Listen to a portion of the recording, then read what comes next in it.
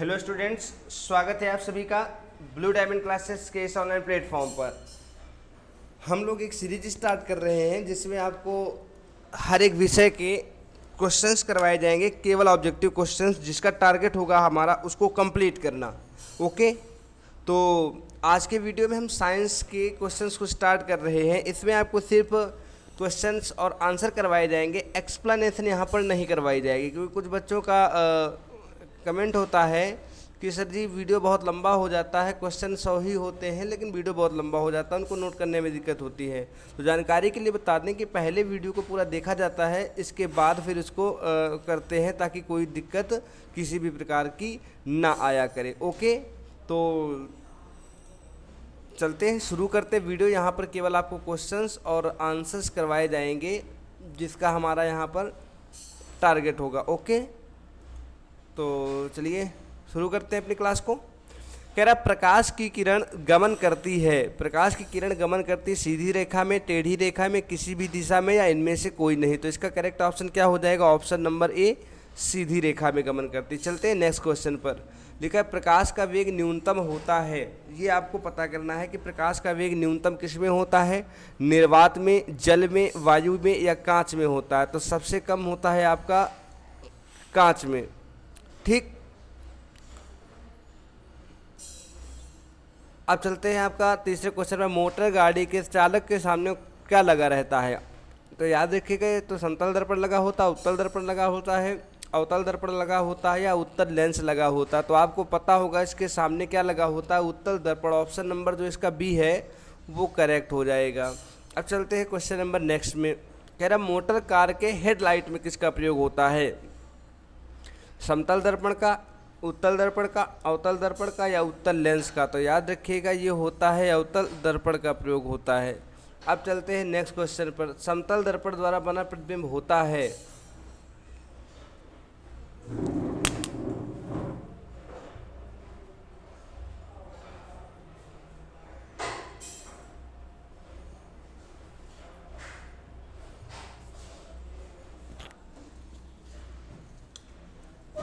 तो next question है कि समतल दर्पण द्वारा प्रतिबिंब कैसा होता है? वास्तविक होता है, काल्पनिक होता है, दोनों होता है, या इनमें से कोई नहीं? तो ऑप्शन नंबर इसका बी करेक्ट हो जाएगा। चलते हैं क्वेश्चन नंबर 6 की तरफ।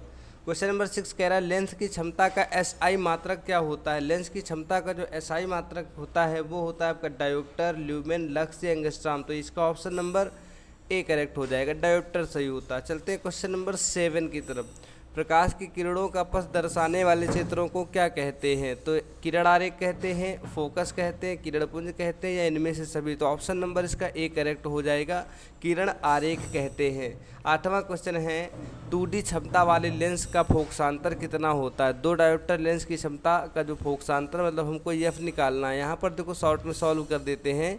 आपको पता होगा एक फार्मूला होता है P बराबर 1/f। ओके, या इसी को 100/f लिख सकते हैं सेंटीमीटर। ये होता है आपका मीटर में। ऑप्शंस हमारे सब सेंटीमीटर में दिए गए हैं, तो हम क्या लिखेंगे? 2 डायोप्टर क्षमता हो गई, 100/f हमको निकालना है। क्रॉस मल्टीप्लाई जब करेंगे तो /1 लगाकर ये हो जाएगा 2f बराबर 100। तो इस जगह से यह बराबर क्या निकल कर आएगा? 100/2 बराबर 50 सेंटीमीटर। ऑप्शन नंबर कौन सा सही है? डी। चलते हैं नेक्स्ट क्वेश्चन 9 नंबर पर। लिखा है किसी उत्तल लेंस का फोकसांतर 50 सेंटीमीटर है। उत्तल लेंस है तो उत्तल लेंस में पता होगा फोकस दूरी क्या आएगी, इसकी प्लस आएगी, इसकी क्षमता भी क्या होगी? प्लस होगी। फोकसांतर दिया है 50 सेंटीमीटर। अगेन फिर वही फार्मूला लगाएंगे, P बराबर 1/f।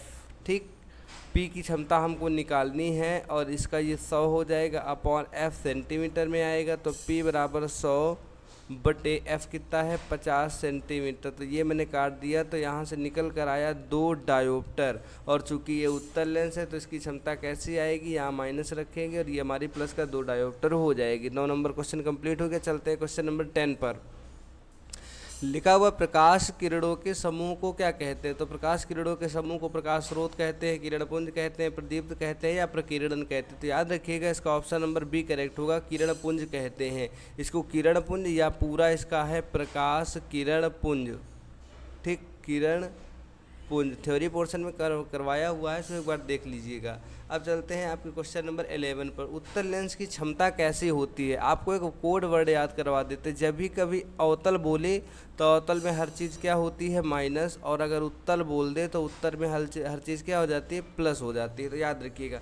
अब पूछ रहा है उत्तल लेंस की क्षमता कैसी होती है, तो उत्तल लेंस दिया है, चूंकि उत्तल है तो इसका क्या हो जाएगा? धनात्मक। ऑप्शन नंबर बी करेक्ट हो जाएगा। नीचे 12 नंबर दिया, अवतल लेंस की क्षमता कैसी होगी, तो याद रखिएगा अगेन ये अवतल दिया हुआ है। जब अवतल दिया होगा तो हम क्या करेंगे? इसको अवतल दिया है तो हमारा हो जाएगा यहाँ से ऋणात्मक। ऑप्शन नंबर ए करेक्ट हो जाएगा। अब चलते हैं क्वेश्चन नंबर 13 पर। उत्तल लेंस को क्या कहते हैं? तो उत्तल लेंस को हम लोग कहते हैं अभिसारी लेंस कहते हैं, द्विउत्तल कहते हैं, अपसारी कहते हैं, या इनमें से कोई नहीं। तो याद रखिएगा उत्तल कहीं भी लिखा हो उसका मतलब होता है अभिसारी। यहाँ पर कन्फ्यूजन बहुत होता है, तो याद रखिएगा उत्तल को अभिसारी कहते हैं। अगर अवतल को पूछ ले तो अवतल को क्या कहते हैं? अपसारी।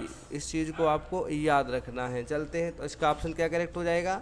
ऑप्शन नंबर होगा जो इसका ऑप्शन नंबर ए करेक्ट हो जाएगा। चलते हैं क्वेश्चन नंबर 14 पर। अवतल लेंस को क्या कहते हैं? तो इसका ऑप्शन नंबर सी अपसारी। कौन सा सही है? सी। अवतल लेंस को अपसारी लेंस कहते हैं।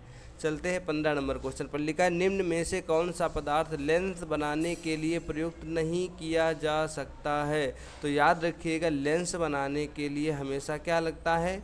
लेंस बनाने के लिए पारदर्शी माध्यम चाहिए। कैसा माध्यम चाहिए? पारदर्शी। पारदर्शी क्या होता है? जिसके हम आर पार देख सकें, आर पार देख सकें, ठीक, देख सके, वो पारदर्शी माध्यम होते। तो जल अपना पारदर्शी होता है, कांच पारदर्शी होता है, प्लास्टिक पारदर्शी होता है, मतलब इनसे लेंस नहीं बना सकते हैं। और जो बचा मिट्टी, मिट्टी आपका क्या होता है? मिट्टी एक प्रकार का आपका कैसा माध्यम है?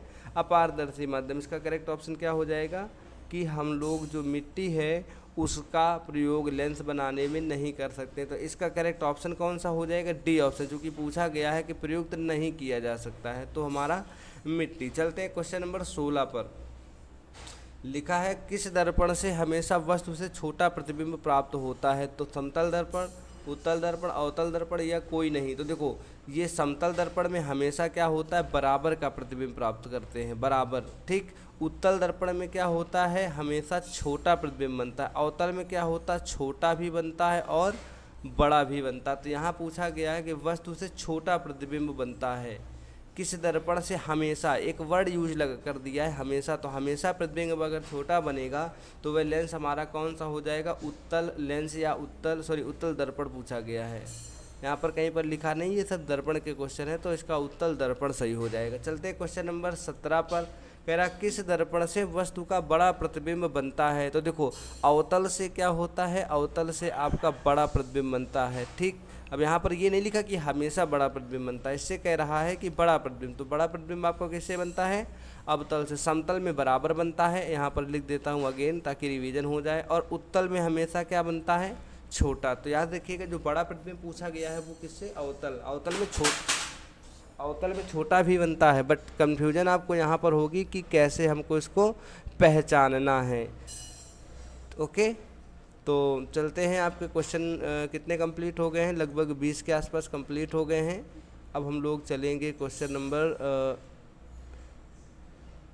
20 हो गए थे, अभी कहाँ 20 हुए। चलिए, तो ये हो गया आपका 17 नंबर। अब चलते हैं क्वेश्चन नंबर 18 पर। कह रहा प्रकाश के परावर्तन के कितने नियम होते हैं?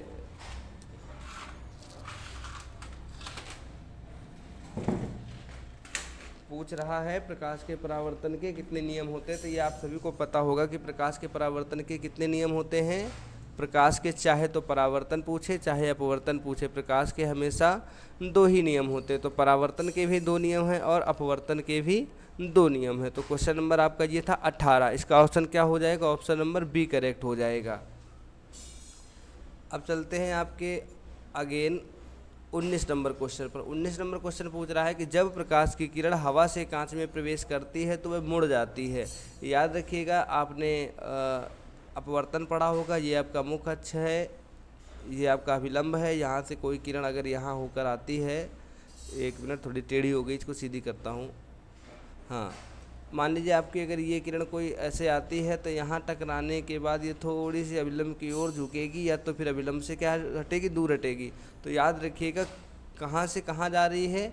हवा से कांच में जा रही है, यहाँ पर हवा है और ये आपका कांच वाला माध्यम है, तो याद रखिएगा ये अभिलंब की ओर झुक जाएगी। तो कौन सा हो जाएगा, अभिलंब के निकट। ऑप्शन नंबर इसका बी करेक्ट हो जाएगा। और लास्ट क्वेश्चन है इसका 20 वाला, कह रहा है फोटोग्राफी कैमरा का अभिदृश्यक कैसा होता है, उत्तल लेंस होता है, अवतल लेंस होता है, उत्तल दर्पण होता है या अवतल दर्पण होता है। तो फोटोग्राफी कैमरा का जो अभिदृश्यक होता है वो आपका उत्तल लेंस होता है। तो ऑप्शन नंबर क्या सही है इसका, ए करेक्ट है। चलिए आज के वीडियो में सिर्फ इतना ही, मिलते हैं आपसे नेक्स्ट वीडियो में अगले 20 क्वेश्चन के साथ। यहाँ पर हमारा टारगेट होगा सिर्फ क्वेश्चन को रिवाइज करना। 5 से 10 मिनट में हम लोग क्वेश्चंस को रिवाइज करेंगे। डेली 20 क्वेश्चंस आपको फास्ट स्पीड में, और अगर एक्सप्लेनेशन देखनी है तो आपको शाम को कनेक्ट होना पड़ेगा। चलिए आज के वीडियो में सिर्फ इतना ही। Thank you.